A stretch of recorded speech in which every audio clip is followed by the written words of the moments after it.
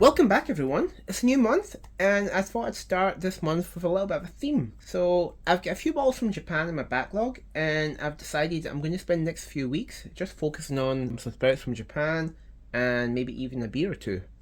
It's going to be mostly Nikka, but there'll be a few others thrown in there too. We're going to start this month off with a bottle that can be found in pretty much every single convenience store in Japan. It's in every Lawson's, it's in every 7-Eleven, in even every Family Mart. This, of course, is going to be the Nikka Black Clear. So, yeah, here we go. This can be pretty much found everywhere in Japan, so it's a nice, easy one to start with. Well, Nikka is mostly famous for the single malts, Gyoichi and Miyagiko. Like a lot of distilling companies, they actually have their origins in an era where blended whiskies were actually the king. Single malts were just sort of a niche category that maybe a few people were interested in, but the majority of their sales were in blended whiskey. So Nikka's founder, Masataka Taketsuru, he had actually previously released a blended whiskey while he worked at the Yamazaki distillery with the founder of Suntory, Shinjiro Tori, and they focused on blended whiskies at that time because that was a style of whiskey that was popular back in Scotland, where Taketsuru had basically meticulously studied every single aspect of whiskey making from grain to bottle. After he finished up at Yamazaki, he set up his distillery in Yoichi in Hokkaido, and once he got that up and running, he released the Nikka Black, which, along with its rival, the Kakubin from Suntory, which we've talked about before on this channel, it became one of the two biggest selling whiskies in post-war Japan. The Nikka Black had one problem though. It was actually a glaring problem. It was one problem that kept it forever under the foot of Suntory's Kakubin. It was peated. Now, if you don't know the history of that, let's talk about it for a bit. See, that's not a problem today, but back in the day, a smoky whiskey was still a bit of a niche for the Japanese spirit market at the time, and most drinkers tended to prefer lighter, more approachable flavours, like what they could find in, say, Kakubin. It was something that Nikka's rival Suntory basically had always taken great pains to keep an absolute minimum when they were making the whiskey, and that was because they had a resounding failure from their very first whiskey, which Taketsuru had played a big part in making, the Shirofuda. See, Taketsuru and Tori's first foray into making whiskey was, shall we say, an interesting one, to put it lightly. The reason I say that is because the Shirofuda was peated, as I've talked about before in my video on the Kakubin. That didn't go down too well with the market. See, the thing about Taketsuru was that he was a very, very passionate man. Very, very passionate man. Some might say stubborn, but I think passionate's a really good way to describe him. The reason I say that is because he was very passionate about his craft, and he stood very firm on his vision for Nikka, and in particular the Nikka Black. Even when faced with a market that didn't embrace peated whiskey, he still stood his ground, and for that, much respect. Now, a generation later, the guy in charge of Nikka at that time was Taketsuru's adoptive son. He mostly keeps the same style of business as his father going, but he also is of a newer generation, and he's presiding over the company at a time when the Japanese economic boom of the 1980s has pretty much ended. It's entered the 90s, and this is a time when the Japanese economy has crashed. And everyone's talking about a lost generation. There's people are worried about the future. Drinking trends have changed as a result of this, and distilleries are basically dying on their feet. So many Japanese distilleries that had the doors open in the 60s, 70s, 80s, and even early 90s. By the end of the 90s, they were gone. They were totally gone. There were only a few left. So something had to change. If Nikka was to survive this, they needed a new product, and it was one that was going to be affordable and accessible. So when 1997 comes around, Nikka releases a new budget bottom shelf whiskey that's destined to be the pit bull that they needed to survive this downturn. This was the Nikka Black Clear, what we have here, this little beauty here. But I hear you say, isn't this just the same whiskey with the word clear added to it?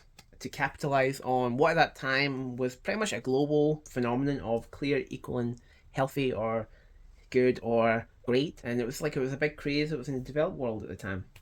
This was also the same craze that saw things like the development of clear Game Boys.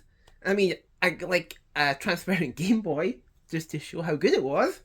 Anyway, my answer to that, where they fall on trends, well, my answer to that is, kinda, sorta, yeah, but not really. There was an intention behind the word clear here. Obviously, this whiskey isn't clear, but what they mean instead, it is a smooth, peatless whiskey. So the word clear in this case, it means it didn't have any peat. It was unpeated. Awesome, right? That's it really. They released a whiskey relying purely on unpeated malt to give its flavour. And while that might not seem like much these days, it was a hit. And as a result, it's pretty much been a staple of Nikka's products ever since. If you ever get a highball at a Japanese ramen joint or really any like hole-in-the-wall restaurant in Japan, it's probably this that they serve you. Nikka Black Clear. So yeah, I actually didn't mean to go off on a tangent with that. But yeah, let's get back to the whiskey itself. So going back to the whiskey, this is a blended whiskey, and curiously enough, it's only bottled at 37%, and it states right here. This might be a red flag for many people because, technically speaking, this wouldn't qualify as a whiskey in many countries outside of Japan. It is a blend of the distilleries that Nikka owns. So there's going to be some Yoichi malt in this because that's their primary distillery. There'll also be some Miyagikyo malt in this because that's a secondary distillery. There's also going to be some Ben Nevis malt in this too because Ben Nevis is a Scotch distillery that they actually own. It's actually pretty nice. They have some really good malts from that distillery. But the majority of this is probably going to be a blend of grain, probably from the Miyagikyo distillery because that's the distillery that has their coffee stills which make the grain whiskey. There might be some grain from other places in that, but there should be some grain from Miyagikyo. Now with that out of the way, let's get to the tasting of this. So let's pour it out. Here we go.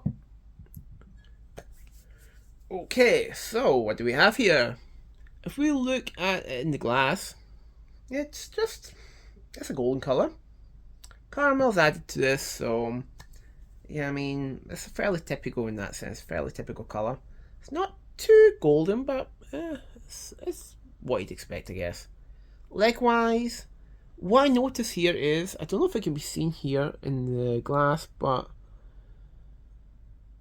the legs on the walls of this, they're actually pretty thin for a whiskey.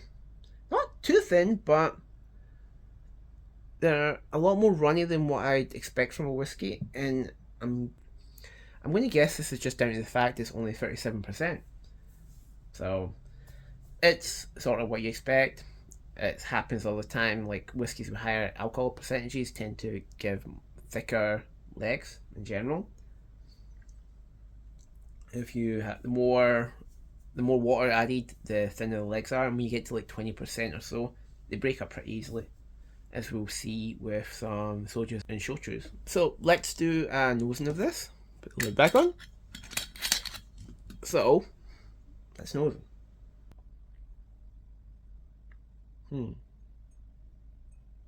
What I'm getting first is some caramel sauce. It's like warm, like quite fragrant actually. Reminds me of like a runny hot caramel sauce. Surprisingly rich. There's a wee bit of grass behind it too. I got like a sort of butter cookie type note. I can't quite place the kind of cookie, but not quite shortbread, but like a butter cookie. Some pear as well. Say green European pears. When I say unripe, I mean that one that's partially green. It's that sort of green banana smell. Maybe even plantain. There's some vanilla too. It's more of a sort of, more like a vanilla essence type vanilla. A bit artificial. There's also some honey too, but it's like supermarket honey, I'd say. Overly sweet smelling. That's how I'd put it. Overall though, it's actually not a bad nose. Like, especially for a cheap blend. I mean, as I said, this is like, you find this in every single convenience store in Japan. It's really not a bad nose for a cheap blend. Kind of enjoyable actually. Back again. Yeah, I've had way worse noses than that. That's pretty nice for its price category. Alright, so let's now taste it.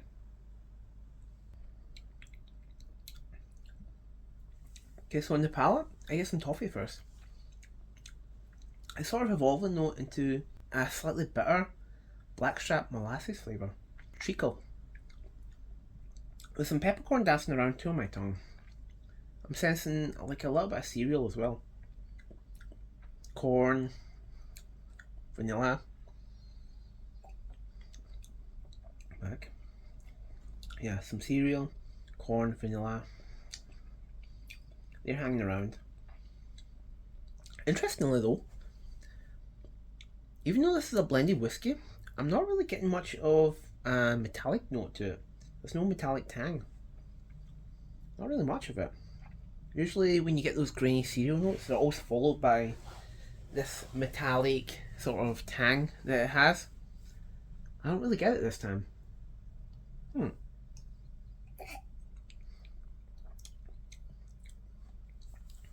Yeah, not much of it. Sweet, cereal.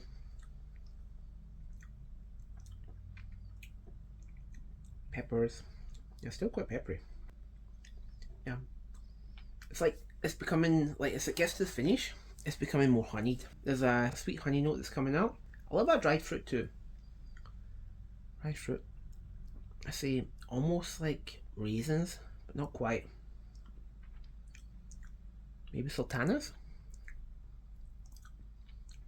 Peppery though, it's still peppery. Yeah, finish isn't long. Not too heavy, slightly peppery, sweet. Finish is actually not bad. It's really not bad for the price. It's also really quite smooth actually. I'm surprised by that. But then again, I'm not really surprised by it because it's only 37%. But what I will say though, this is one observation I had when tasting it. It's a bit watery, especially when it comes to the mouthfeel. It's a bit thin.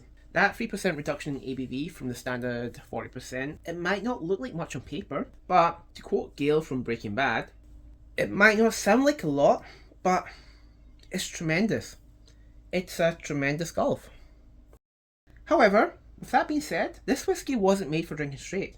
It was actually made primarily for highballs, right? So the mouthfeel you have when you're drinking it neat, it wasn't really a consideration that they had when they made this, when it first hit the shelves. Overall, while this isn't spectacular by any stretch of the imagination, it's pleasant. It's pleasant enough when you have it neat, and given a bottle of this costs like 1,000 yen in Japan, which is, what, $7 in the USA, less in the UK, it's pretty nice. It's phenomenal value for money. Scotch at this price is going to drink like motor oil. I'm not kidding there. Seriously, I'm not kidding. Still, it's best to serve this as designed.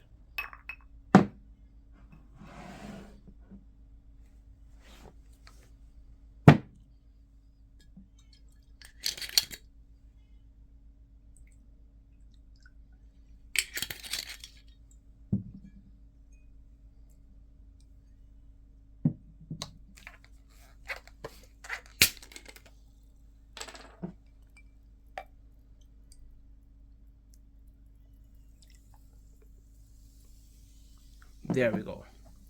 Just as designed.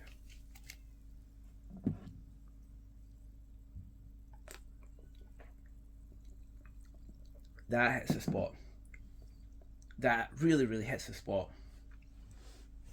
Perfect. This is just as meant to be.